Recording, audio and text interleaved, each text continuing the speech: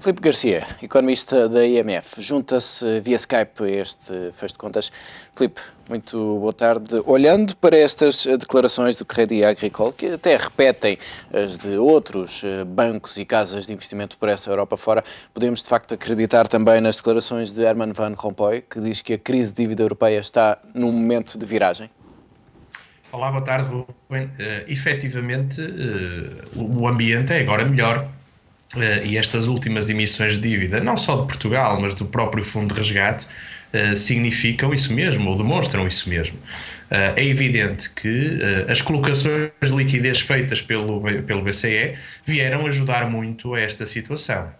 E, portanto, aquilo que podemos dizer é que, não estando resolvida toda a questão orçamental dentro do governo da zona euro, a parte da liquidez começa a estar, enfim, mais garantida. Agora, é evidente que não chega a resolver o problema do sistema financeiro sem resolver o problema da liquidez da economia e sem resolver os problemas de crescimento da economia.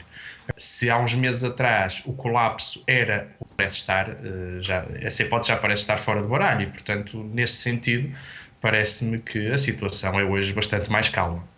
Filipe, e é essa parte da liquidez que justifica que os juros das emissões de bilhetes do Tesouro de Portugal estejam a cair de forma acentuada?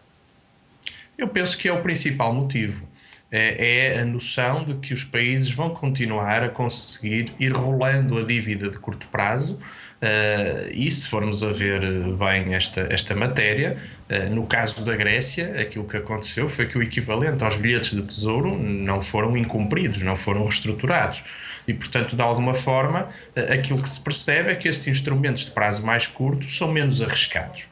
E se juntarmos a isso muita liquidez a 1%, e taxas de bilhetes de tesouro bastante mais altas, é evidente que isto acaba por permitir aos bancos que estão sedentários de liquidez a aplicação neste tipo de instrumentos. Mas globalmente, penso que o que há que dizer é que a situação realmente já esteve bastante pior, mas a preocupação a partir de agora tem que ser com a economia, porque é precisamente aí que a questão se coloca e é por isso que se fala tanto da sustentabilidade da dívida e também de outros países, como se tem falado de Espanha e de Itália. Aliás, Filipe, nesta altura há uma preocupação com a economia de toda a Europa, não é? Perante os últimos dados que foram apresentados ao longo destas últimas duas semanas, sensivelmente.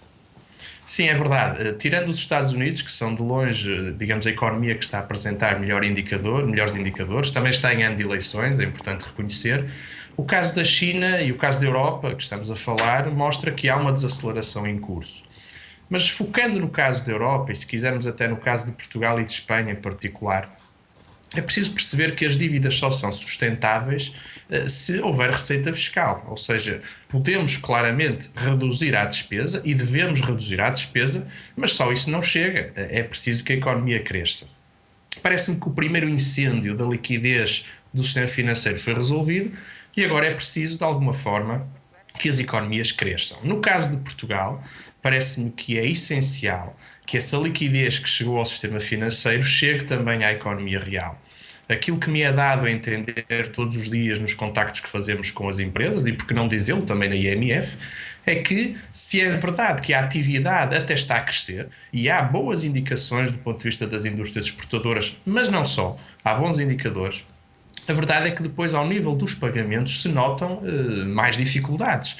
E, portanto, isto é uma situação que apenas pode acontecer de forma temporária, porque a atividade sem liquidez, enfim, não pode acontecer para sempre.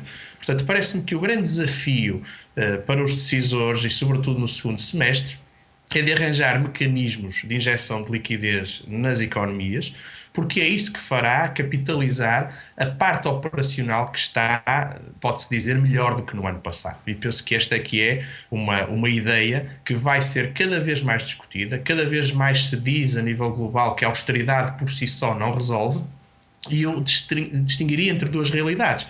O primeiro, o corte da despesa, que é necessário, bastante necessário, mas em segundo lugar é preciso que haja dinheiro a circular na economia, caso contrário todo o crescimento acaba por implodir e a receita da austeridade falhará obrigatoriamente.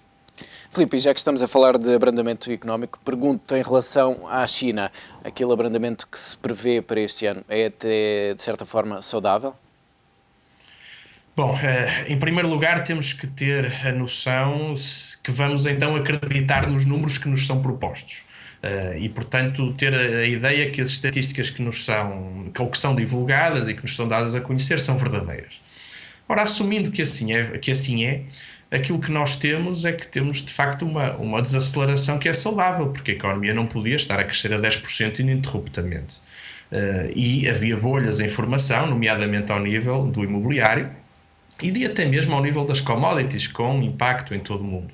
E, portanto, nesse sentido, temos aqui digamos, um fenómeno que pode ser salutar. Só que ele pode ser salutar no médio prazo, mas no curto prazo é penalizador, porque a China também estava a ser, de certa forma, um dos principais motores da economia mundial e, portanto, o seu arrefecimento causa arrefecimento à volta. Portanto, é um daqueles casos que pode ser positivo para o médio prazo, mas negativo para o curto. Agora, em resumo, relativamente à China, ou englobando a China, se quisermos, no resto da economia mundial, eu diria que a solução que os responsáveis chineses vão encontrar para este abrandamento será em tudo idêntica àquilo que acontece nas outras áreas económicas, ou seja, vai-se tentar resolver os abrandamentos através da injeção de liquidez. No caso da China, trata-se sobretudo de alterar a reserva dos bancos, as reservas mínimas dos bancos, que podem depois conceder mais crédito e por essa via fazer crescer a economia. Nada de diferente, embora com pequenos ajustes, nada de diferente daquilo que já acontece nos Estados Unidos, no Japão, no Reino Unido e também aqui na Europa. Filipe, obrigado por esta participação no Fecho de Contas. Bom fim de semana. Um comentário de Filipe Garcia, economista da IMF.